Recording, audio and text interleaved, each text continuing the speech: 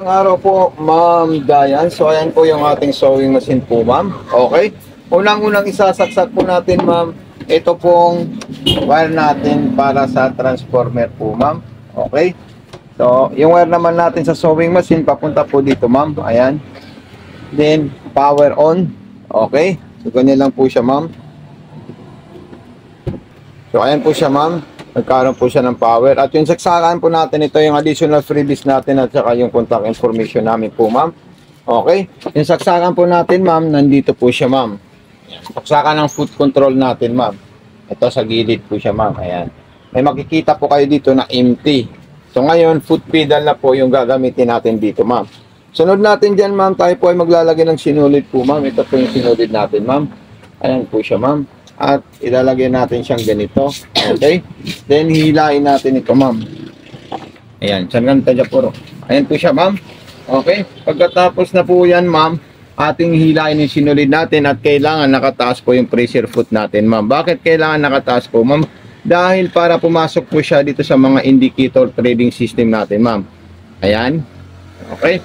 Tapos ito, minsan bumababa po siya, ma'am, gumaganyan. So kailangan nyo po siya itaas. Ang ikot na tama dito, ma'am, proper lay, ito po siya. Paharap, pababa po siya, ma'am. Ayan. Then dire-diretso po natin dito, ma'am. Ayan. Then ipapasok natin siya sa butas ng karayom. Sunod natin yung sa ilalim pag naipasok natin ito sa butas ng karayom po, ma'am. Okay po, ma'am. At any concern, PM nyo po ako agad para may tutor ko at may guide ko po kayo dito sa sewing machine natin.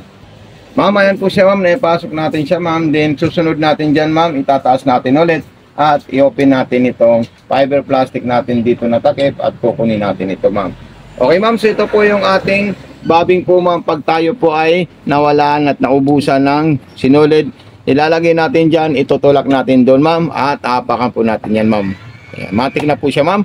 Then, ilalagay nyo lang po siya gulit ng ganito. At ilalagay po natin dito yan, ma'am. Pag naipasok natin, tingnan natin yung zoom in niya para makita nyo po yung pinaka-perfect po niya, ma'am. Dahil kailangan nyo po yan, ma'am, makita kung paano. So ito po, may maliit na hiwa po doon at isasabit nyo po papunta po sa kaliwa yung sinulid natin, ma'am. Okay, din pagkatapos naman po niyan, ma'am, tayo naman ay magkikid-kid ng sinulid po, ma'am. Ito po ang ikot niya para makaya niya po yung sinulid. Pababa, paharap po siya, ma'am. Ayan. So ayan po siya, ma'am. Ganyan lang po siya. Then, isunod natin dito, ma'am. Ganito po siya, ma'am. Pasok natin doon po, ma'am. At ilalagay natin ito, ma'am. Ngayon, ang operation ng ating sewing machine is foot control na po siya. Okay? Kasi pag nakalagay yung foot control natin, hindi po ito magpapunction. So, dito na po tayo, ma'am. So, isi-select natin siya sa straight line. Ayan po. At yung distance natin, number 3. So, ayan po siya, ma'am. Tingnan nyo po siya, ma'am. Napaka-solid at napaka-smooth po ng performance ng ating sewing machine. At babantayan nyo po kung minsan maingay, ito po nakapatong po siya dito, ma'am. Yun po yung isa na kailangan nyo po malaman pag siya po ay nagkakaroon ng ingay na stitches po, ma'am. Okay po, ma'am? Then, nasa distance po tayo, ma'am. Then, kagawa po tayo ng zigzagger natin, ma'am. Ayan, may small at may medium. Para makuha nyo yung magandang zigzagger niya po, ilagay nyo to sa medium maliit na numero para makuha nyo po siya, ma'am. Ayan. So, sobrang solid po siya, ma'am. Ayan, napakaganda. Okay, pag kayo naman po ay kukuha ng mga multiple design niya, ma'am, halimbawa pang garterize, kung ano-ano, itidipin nyo po dito sa ating distance para mabuo niya po siya, ma'am. Yung speed control niya po, ma'am, nandito po siya, functionable po din po siya sa low speed, kahit may foot control po siya, ma'am. Ayan. Okay, din ilagay naman po natin sa pang-scallop or pang-embroidery ng ating sewing machine po, ma'am, para magawa po niya. So, ayan po siya, ma'am.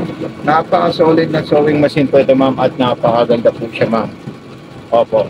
Ayan. Okay, so gagawa po ako ng embroidery po niya na pang-borda na dalawang klase. Dahil talagang napakagandang sewing machine po ito, ma'am. At yung mga ibang pa-previous natin, ma'am, hindi ko na po siya tinanggal. Original needle nang galing pa po yan sa Japan. Okay, para po ito sa mga spandex na tela po, ma'am. Okay. So, ayan po siya, ma'am. Then, another ano naman po ang gagawin natin, yung scallop po niya, ma'am. Okay. So, pwede niyo po yan subukan lahat. At pag mayroon po kayong katanungan na hindi niyo po alam, wag po kayo mahiya, mag-video call sa akin, mag-PM, mag-message para tutor ko po kayo. Yung pang-aging niya po, ma'am, ayan po siya, ma'am. Ito po siya, ma'am, pang-aging number 12. So, hindi siya pwede sa number 1. Sa number 3 lang po tayo at number 4 po para makita natin yung perfect tone design ng pang-aging natin.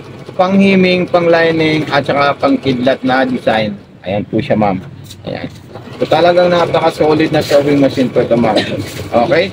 So mamaya tatanggalin ko po yung foot control niya at susubukan po natin, ma'am, yung push button naman po ng ating sewing machine. Okay, so ito na po siya, ma'am. Tatanggalin natin itong foot control natin, ma'am, para makita niyo po siya, ma'am, na all goods yung ating sewing machine, na wala po siyang issue at wala rin po siyang defect. Okay? So ayan, so pupunta po tayo sa 14 tsaka 15 po, ma'am, stitches. Ayan. So ayan po siya, ma'am. Grabe, napaka-smooth po ng performance niya. Low speed, then medium speed, then high speed po siya, ma'am. Ang ganda talaga nitong napili niyo po, ma'am, na sewing machine po, ma'am. Okay? Then yung double stitch po natin na kadinang tahi, napaka-perfect din po yan, ma'am. Sobrang solid po yung ating sewing machine po, ma'am. Okay po, ma'am. So maraming salamat po, ma'am. Huwag niyo po kakalimutan po, ma'am, mag-subscribe, support sa ating YouTube channel at sa ating lahat na social media account. Kasi po, kailangan din po namin yan, ma'am. Okay? So maraming salamat. God bless and more power po, ma'am. And peace out po, ma'am.